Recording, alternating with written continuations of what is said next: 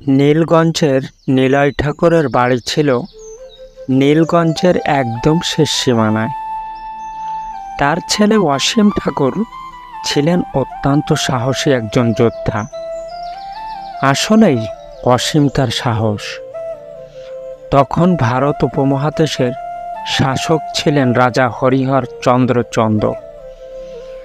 পারস্য সাম্রাজ্য থেকে হরিহর চন্দ্রের কাছে একটি বার্তা এলো, আপনার ভারত সাম্রাজ্যে মাটির তলদেশে আমরা একটি বহু পূর্বের পুরনো একটি শহর পেয়েছি।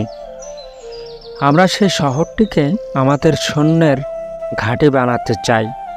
আপনি রাজি থাকলে আমরা সে শহরটিকে সৈন্য মোতায়েন করব, আর রাজি না থাকলে আমরা জবরদখল করতে বাধ্য হব।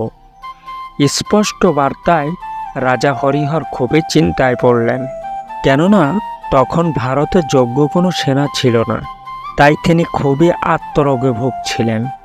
তখন সভাসদদের মধ্যে একজন পরামর্শ দিলেন যে, শুনেছি নীলগঞ্জের নিলয়বাবুর পুত্র অসীম ঠাকুর নাকি খুবই দূরদর্শী অস্ত্রবিদ্যায়। আপনি বললে আমরা তার নিকট যেতে পারি, হয়তো সে আমাদের অনেক কাজে আসবে। রাজা হরিহর চন্দ্র আমাকে তার নিকট যাওয়ার অনুমতি দিলেন।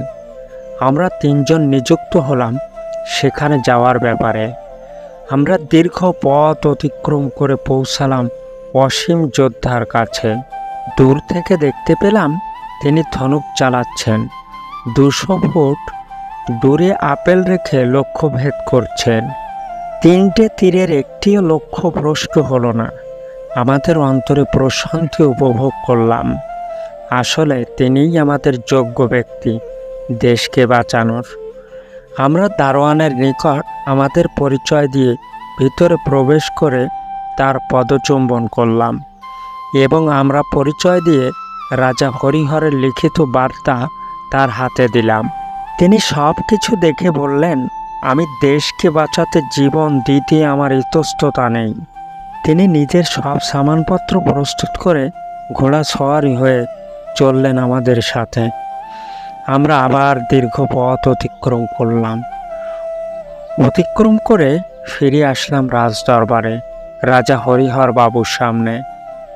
রাজা হরিহর চন্দ্র বললেন, হে যুবক, নিশ্চয়ই তুমি অবগত এখানে নিয়ে আসার ব্যাপারে। অসীম বললেন, জি জাহাপনা। হরিহর বাবু বললেন, অনেক সাধনা।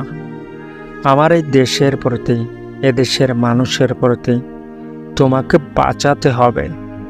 এদেশের মানুষকে, এদেশের সম্মানকে। অসীম বললেন, মহারাজ, আমি যে দীক্ষায় দীক্ষিত হয়েছি, আমি যথার্থ চেষ্টা করব আপনার সম্মান রক্ষা করার।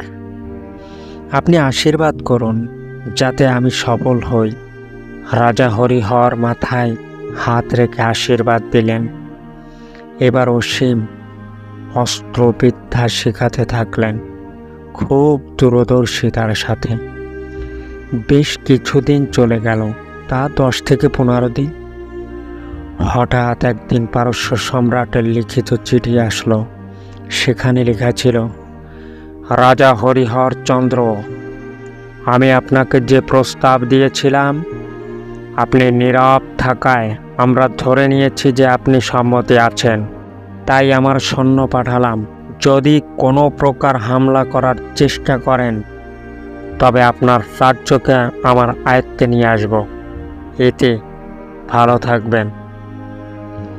রাজা হরিহর খুবই চিন্তিত হয়ে অসীমকে ডাকলেন এবং পারস্য সম্রাটের সব কথা বললেন।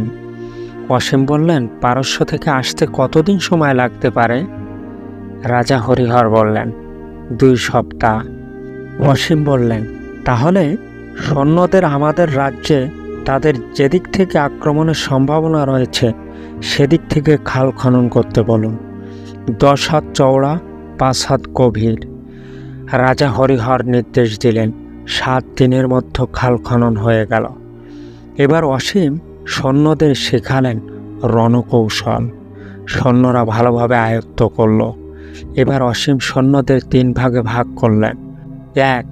রাজ্যের ভিতর খালের এপার আত্মগোপনে থাকবে একদল। যখনই তারা খাল পার হতে যাবে তখনই আক্রমণ করতে হবে। 2 নম্বর দল, তারা থাকবে পাহাড়ের পাদদেশে লুকায়িত। যখনই সেখানে আসবে আচানক হামলা করবে।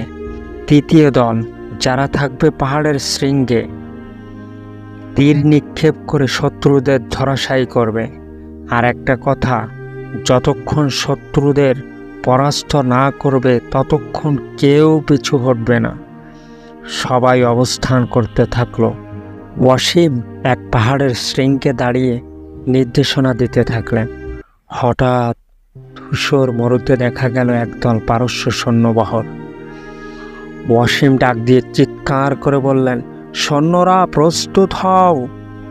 যার যেভাবে কথা ছিল সে সেইভাবেই ওত পেতে রইল। পারস্য সৈন্যদের গায়ে লোহার বর্ম, হাতে ঢাল, সংখ্যায় ছিল 10,000 সৈন্য। যেই না পাহাড়ের পাদদেশে পৌঁছালো অমনি অসীম আক্রমণের নির্দেশ দিলেন। শুরু হলো তুমুল লড়াই। একটানা 3 দিন 3 রাত অবিরত লড়াই চলল। অসীমের সৈন্যবাহিনী দুর্বল হতে লাগলো। যখনই তিনি দেখলেন আমার সৈন্য দুর্বল হয়ে আসছে, তখনই তিনি ধিক্কার দিয়ে সৈন্যদের বললেন, তোমরা ততক্ষণ লড়াই করো যতক্ষণ তোমাদের নয়নের পাতা নড়ে।